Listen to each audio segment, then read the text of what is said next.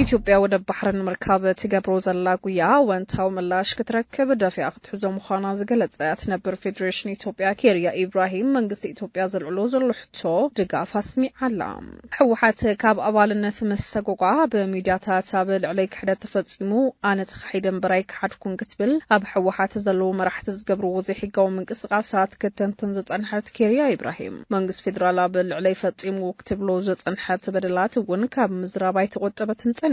حوحاتن بلزقنان أب حيال رتما بزلولو حز ساعات تلعليلا دما حتى ود بحري وسان يون إحنا تزي حتتنا كأتصالة ولدي زحز عواميو كسبلون تسمع عزلام زربا كيريا إبراهيم من تاي حزي كم زخس بالدلياز بالحتو زي تحترن تخون من قص بلزقنانا بسلطانة زمتوم زلو نبرات بلات حوحات زخونو بفلاي دما مستاود بك إمن دقافن زي بلوم بقونو كسلف زمرت أي مسل قوانا مجلس فيدرال كوينو بزعبا حوحات تصبق ززارة تقراوي بعال سلطان زي لكوان تخون درقا مبزحتو ما بتود بزنبرو بتود بدما كدي عم تباهيلوم زتباررون قد تخليهم مجلس فيدرال مقعد حان مزخم يلبر خفيتو زتقبلهم يوم سلام كاسفن تخوينو إثيوبيا ودا بحرك تركب اللوا إزدمان إثيوبيا دراح زي كونس قربا بتا سلام كاسفن منتان عفدق بحرمونان قدن خون اللو تبل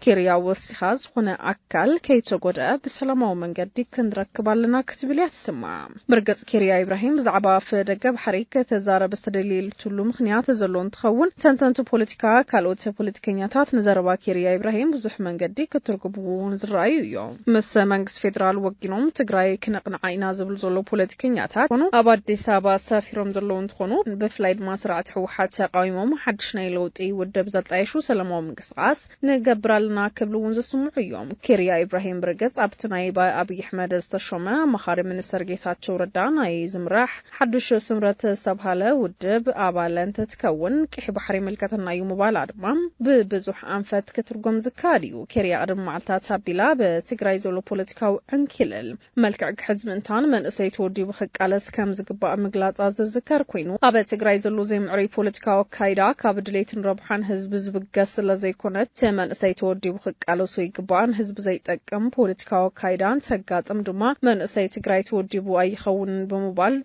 أو كبولا لو حزقن ناي حزمن أسي جزيئيو من أسي عدلو بعلو كوسنا لو كاليب زوسنا لو من قدي ناب حدقا كأتو يابلو نتقندي موتر دمات من أسي سلزغونا تريرو خقاوم كالو سوني قباتبل وسنا تاقلات نابا قوي بوليتيكا كايداتيو مالو بفلاينت من أسي درار عرارن مقبار ناي بعلوم دليثات طرحن من ملايوم زو سارحو أبزا قداي زرما من أسي بزعبقو بزقباء الداويلو كحسب كم زقباء كال دمان والقرب حقبل بز وسنلو أبزاي تقم هنا تاتي وقع خفل كم زي بلو دما مخراول لقيس هزلام أبوشت كلت عامتات طرح بتقرينا بحمسان شدشنش من عصيب زي حقهم من قدي ناب حدقينيا بوتاتات تسديدو مالو فيرو قداي من عصي كلت تقري أبوشت خلت عامت طرح حمسان شدشن من عصيات بزي حقهم من قدي كاب تقري كم تسدرو تفليتو أبا تقري زي رقو بوليتيكا وخنتات سنة سرحتن عبريلو بمهلاو سدت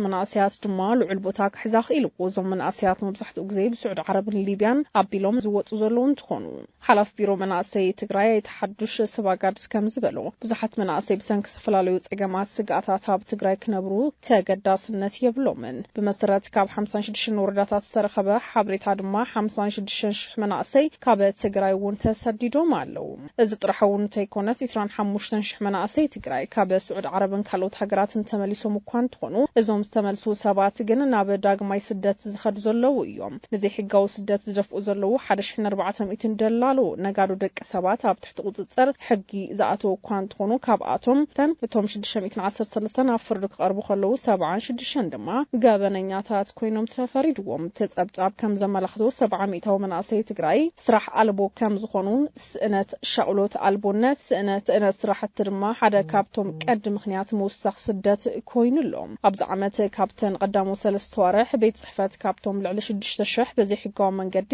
ዝተሰደዱ መናእሰይ ቶም 294 እውን ከም ዝሞቱ ተፈሊጡ ዘሎ ናብ ህዝብኩም እንዲሁም ክትክሱ ዝብል ሓላይ ዝመስል ፕሮፓጋንዳ ይንቀበልን ኢሎም ኣብ ሓራ መሬት ዝርከቡ ኣባላት ሰራዊት ትግራይ ቃልስና አንጻር ጨቋን ስርዓት ሕወሓት ዝብሉ ዘለው ናብ ሓራ መሬት ወሪዶም ዝዕለሙን ዝቃልሱን ዘለው ኣባላት ሰራዊት ትግራይ ተጋደልቲ ከመይልኩም ኢኹም ናብ ህዝብኩም ክትክሱ ዝብል ሓላይ ዝመስል ናይ ሓሶት ፕሮፓጋንዳ ዘታለል ህዝብ ኣይክሉን ይብሉ ነዚ ዝበለ ሸዊት ቢተውን እንትኾነ ህዝቡን እንትኾነ ናብ ብጽውትና ኣይንስኩስን ስርዓት ከነድሕን ንቃለሲና ብኩሉ አንፈት ድማ ክነታኾሲና ይብል ሕወሓት ካብ ጥፍኣትን ምድሓን ህዝብን ሰራዊትን ብቅድሚት ተሰልፍ ዘላ እያ እናተባሃለት ትሕመንት ትከውን ሓደ ትግራዋይ ግን ኣካለት ዘይተደለየ ሞት ክኸውን የብሉን ሕወሓት ጠፊኣን ህዝብ ክትመላላ ኣበት መጣጥሐሉ ዘላ ሰዓት ግን ህዝብ ልዑል ዝኾነ ጥንቃ ክገብር ከም ዘለዎ እዮም ዘመላኽቱ ብኩሎም ሸንኻት ተቃውሞ ዝገጥማ ዘሎ ህዝባዊ ወያነ ሓርነት ትግራይ ካብ መንግስት ፌደራል ዝመጽዋ ዘለው ኣጀንዳታት ጥራሕ ዘይኮነ ሳብ ውሽጣ ኣብ ዘለው ገምጋማት እውን እቲ መሪሕነት ድማ ክጠፍእ ንድልዩልና ዝብሉ ውሕዳት ኣይኮነን ሕወሓት ክነጥፍእ ኩሉ መስዋዕት ክንከፍል ድልዋትና ዝብሉ ዘለው እንትኾኑ ብፍላይ ድማ ሸዊት ቢተው ኣብ ሓራ መሬት ኣብ ዝርከቡ ሰራዊታት ድማ ብርክት ዝበለ ምንቅስቃስ ዝገብር ዘሎ ሸዊት ቢተው ሕዚ እውን ባህግና ሰላም ይኹን እምበር ንሕና ተሰዊና ተናሰግን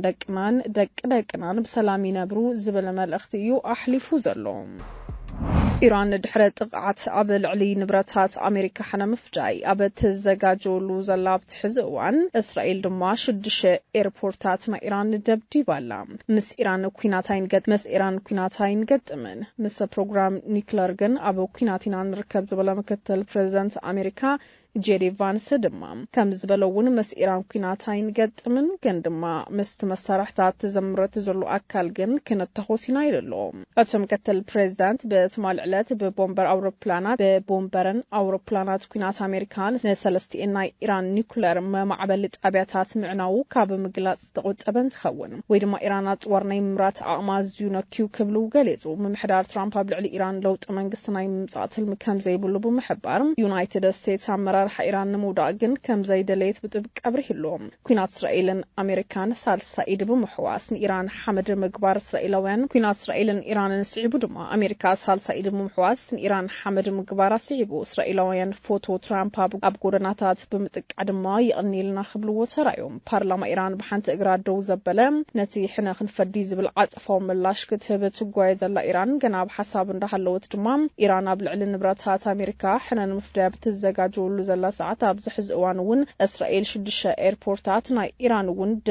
ደብዲባ ዘላ ዕጡቃት ደገፍቲ ኢራን ሓንቲ ፀጉሪ ሃሚን እንተተንኪፍኩም ኢላማ ናይ ሓዊ ክትኮኑ ኢኹም ዘበለ ጭርሖታት ዘስምዑ ዘለው እዮም ብፍላይ ቀዳማይ ሚኒስተር እስራኤል ቤንያሚን ኔታንያሁ ኣብ ኢራን ውሽጡ ዝኾነ ይኹን ሰብ ናይ ዘይምኽሳስ መሰል የብሉን ዝብል ንካቢኔኦም ዝሃብዎ አንፈት ድማ ንደገፍቲ ኢራን ኣቆጢዑ እዚ ናይ ኔታንያሁ ዘረባ ምንቅስቃስ እስራኤል ንቀዳማይ መራሒ ኢራን አሊ ሃሚኒ ሓዊሱ ኣብ ውሽጢ ግዝኣት ኢራን ላዕለወ ሰበስልጣናት ከጥቅዕ ከም ዝኽእል ብግልጽ ዘርእዩ ታይምስ ኦፍ እስራኤል ከም ዝጸብጸቡ ቀዳማይ ሚኒስተር እስራኤል ቤንያሚን ኔታንያሁ ኣብ ኣኼባ ካቢነ እስራኤል ኣብ ዝገብሮ መደራ ውሽጢ ኢራን ዝኾነ ይኹን ሰብ ናይ ዘይምኽሳስ መሰል የብሉን ኢሉ ብግልጽ መምርሒ እውን ሂቡ ዘሎ መደረ ዘስምዑ ዘለው ሓለውቲ ኣቤታዊ ዘብዒ ኢራን ድማ ቀዳማይ መራሒ ኢራን ንምቕታል መፈታን እስራኤል ዋጋ ክትከፍል ከም ዝገብራ ይዛረቡ ከምኡ እውን ደጋፊ ኢራን ዝኾኑ ናይ ሊባኖስ ሄዝቦላ ናይ የመን ሁቲን ዕጡቃት ድማ ናይ ተቀዳማይ መራሒ ሰይድ አሊ ሃሚኒ ሓንቲ ፀጉሩን እንተተንኪፍኩም ስኻን መዳርግትኻን ናይ ሓዊ ኢላማ ክትኮን ኢኹም ዝብል መልሲ ሂቦም ኣተሓሒዞም እውን ኣብቲ ዞባ ዝኾነ ዓይነት ዘይምትእማን ቦታ ይህልወኩምን ምባሎም